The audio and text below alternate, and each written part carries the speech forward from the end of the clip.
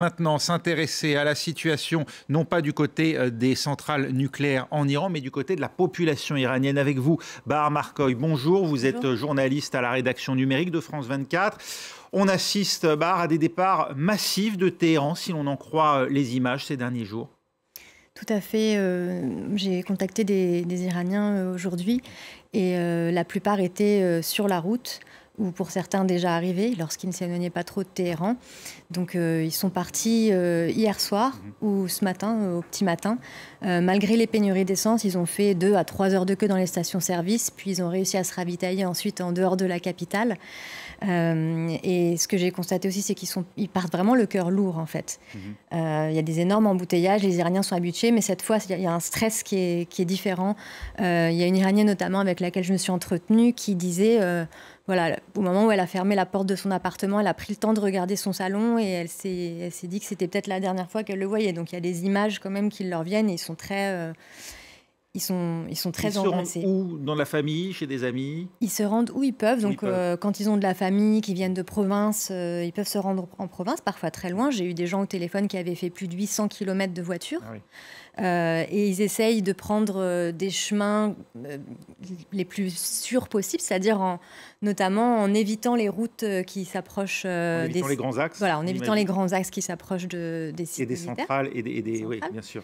Il y a notamment une des centrales nucléaires, Natanz, qui se trouve sur le chemin du sud de la fameuse route touristique iranienne qui fait Téhéran, Ispahan et le sud de l'Iran. Donc voilà, les Iraniens essayent de partir un petit peu comme ils peuvent, où ils peuvent. Certains ont loué des maisons de vacances, puis il y en a d'autres, je pense, qui vont camper. Car ils craignent des frappes sur Téhéran. Ils répondent aussi aux mises en garde lancées par Israël même.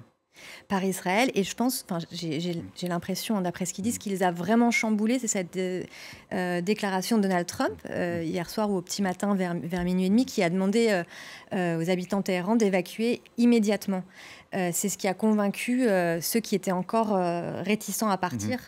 Mais on peut dire quand même que la plupart étaient quasiment sur le départ. Ils étaient déjà très stressés au 5e jour, 4e jour, donc hier, de bombardement. Voilà. Israël assure de viser que des cibles militaires, au contraire du pouvoir qui accuse Tsahal de viser délibérément des civils. Vous avez des éléments à ce sujet? Alors, le bilan officiel, il date de dimanche dernier. C'est 224 morts et des milliers de blessés. On ne connaît pas les détails, alors on imagine qu'il y a beaucoup plus de personnes qui sont mortes depuis. Et sur les réseaux sociaux, les Iraniens de la diaspora qui commencent à compter les victimes. Et notamment, par exemple, il y a un jeune franco-iranien qui a signalé la mort de son cousin, un champion de paddle iranien de 27 ans. Pour citer d'autres personnes, par exemple, il y a une poétesse iranienne d'une vingtaine d'années, Parsa Mansour, qui est décédée. Parnia Abbasi. On parle aussi d'un jeune adolescent membre de l'équipe nationale junior de taekwondo. Donc on voit bien que ce sont des civils qui n'avaient rien à voir avec ce ne sont ni des personnages militaires, ni des scientifiques du nucléaire. Donc on commence à recenser, à compter les morts. Le pouvoir israélien appelle la population iranienne à se soulever contre les mollahs et les pasdaran. Ces demandes, elles trouvent un écho au sein de la population.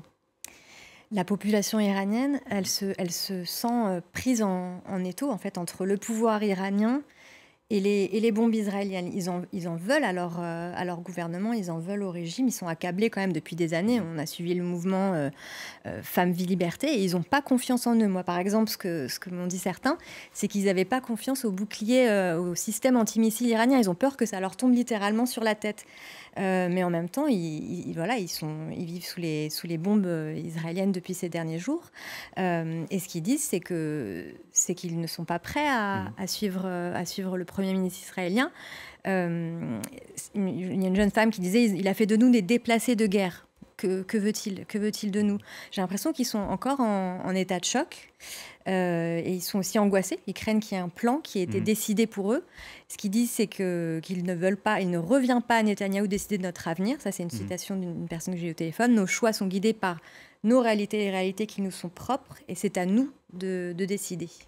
Merci beaucoup, Bahar Marcoy, d'avoir été avec nous pour relayer ce que disent et ce que voient actuellement les Iraniens. Je rappelle que vous êtes journaliste à la rédaction numérique de France 24.